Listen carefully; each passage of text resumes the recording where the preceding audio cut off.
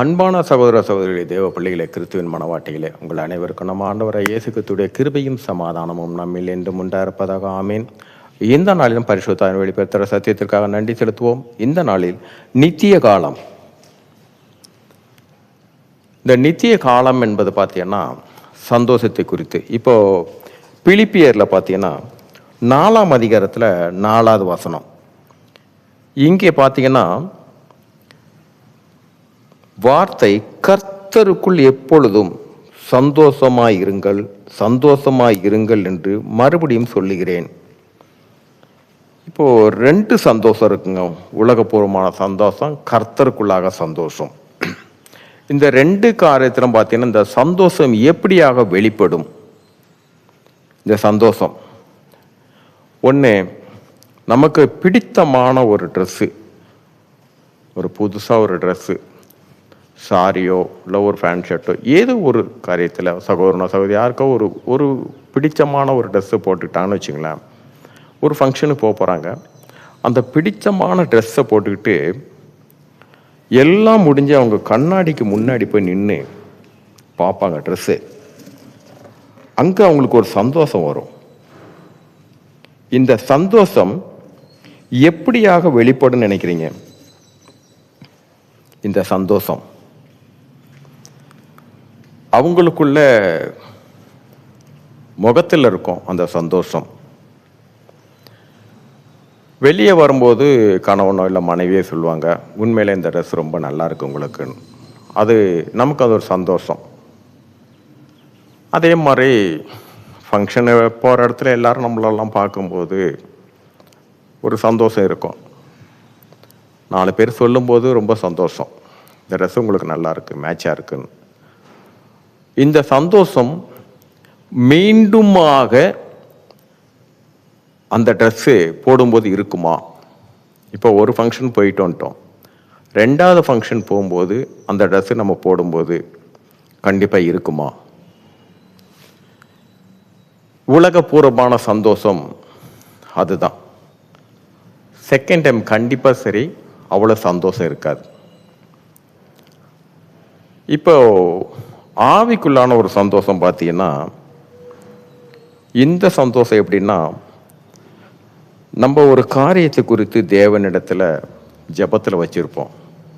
இதே காரியம் நம்ம ஜெபத்தில் வச்ச விண்ணப்பித்த காரியம் யார்கிட்டுமே சொல்லியிருக்க மாட்டோம். கணவனோ மனைவியோ 2 பேருக்குள்ளே யாருமே சொல்லியிருக்க மாட்டாங்க. அவங்களுக்குள்ள அவங்க ஜெபத்தில் வச்சிருக்கும்போது அந்த வைத்த காரியம் நிறைவேறிடும். நிறைவேறின ஒன்றை பார்த்தீங்கன்னு வச்சுங்களேன், அந்த சந்தோஷம் எப்படியாக வெளிப்படும் என்றால், அந்த சந்தோஷம் தேவனுக்கு நன்றி சொல்லிக்கிட்டே இருப்பாங்க, மனசால நன்றி சொல்லிட்டு இருப்பாங்க. ஏன்னா அவங்க விண்ணப்பம் வைக்கும்போது அது தெரியல, ஆனால் அந்த விண்ணப்பத்தின்படி தேவன் அதை நடப்பிக்கும் போது பார்த்தீங்கன்னா அவங்களுக்கு பெரிய ஒரு அற்புதம்னா அவ்வளோ பெரிய ஒரு அற்புதம். மனசுக்குள்ளே அவங்க சந்தோஷம்னு பார்த்தீங்கன்னா அது வெளிப்பாடு பார்த்தீங்கன்னா வேறு யாருக்குமே தெரியாது.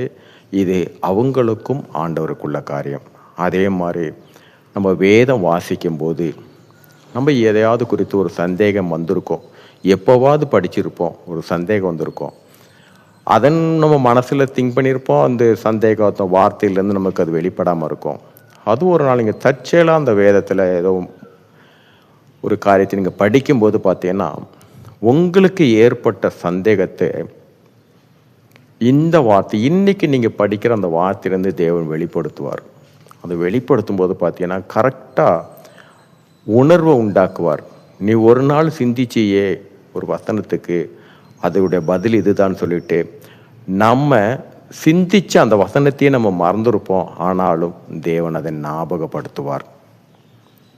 நமக்கு அதை ஞாபகப்படுத்தி இந்த பதிலையும் கொடுக்கும்போது அப்போ அடைகிற சந்தோஷம் பாருங்க, அது நித்திய ஜீவ காலமாக மறக்கவே மாட்டோம், ஒரு நாளும் மறக்க மாட்டோம். அது ரொம்ப ஸ்டாண்டர்டாக இருக்கும். ஏன்னா இவ்வளோ பெரிய தேவன் என்னுடைய மனசில் என்னதை கூட அவர் நிறைவேற்றினாருன்னு அது மாறவே மாறாது. ஆனால் இதே நம்ம உடுத்துகிற புதியதான உடுப்பு ட்ரெஸ்ஸுங்க நீங்கள் ஒரு 4 வருஷத்துக்கு முன்னாடி போட்டிருந்த ட்ரெஸ்ஸை அன்னைக்கு நீங்கள் அடைஞ்ச சந்தோஷம் இன்றைக்கி பார்த்தீங்கன்னா ஞாபகத்திலே இருக்காது. இதில் தான் என்ன சொல்கிறாருன்னா, கர்த்தருக்குள்ள சந்தோஷமா. ஏன்னா இந்த சந்தோஷம் அடைஞ்ச பின்னாடி நம்ம சும்மா இருக்க மாட்டோம். அவருடைய வார்த்தையில் நம்ம ரொம்ப உன்னிப்பாக படிக்க ஆரம்பிப்போம். ஏன்னா நாம் இன்னும் தெரிஞ்சுக்கணும். ஏன்னா அது நித்திய ஜீவனுக்குரியது. இது தாகம் பார்த்திங்கன்னா ஒரு நாளும் தீரவே தீராது. இது மீண்டுமாக ஜீவனான வார்த்தையை நம்ம மண்ணை புசிக்கணும் தான் இருக்கும். அதனால தான் இங்கே சொல்கிற வார்த்தை, கர்த்தருக்குள் சந்தோஷமாக இருங்கன்னா இந்த சந்தோஷம்தான் நித்திய ஜீவ காலமெல்லாம் இருக்கும்.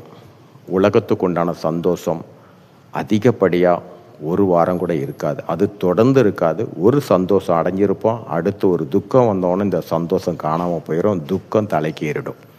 சரி, இந்த நாளிலும் பரிசுத்த வெளிப்படுத்தின சத்தியத்திற்காக நன்றி செலுத்தும். இந்த காரியத்தின் மூலம் எல்லாவற்றிலும் மூவரிலும் ஒருவராக இருக்க தேவனே உங்களுடைய நாமம் ஒன்றுக்க மையம் உண்டாதாக. ஆமென்.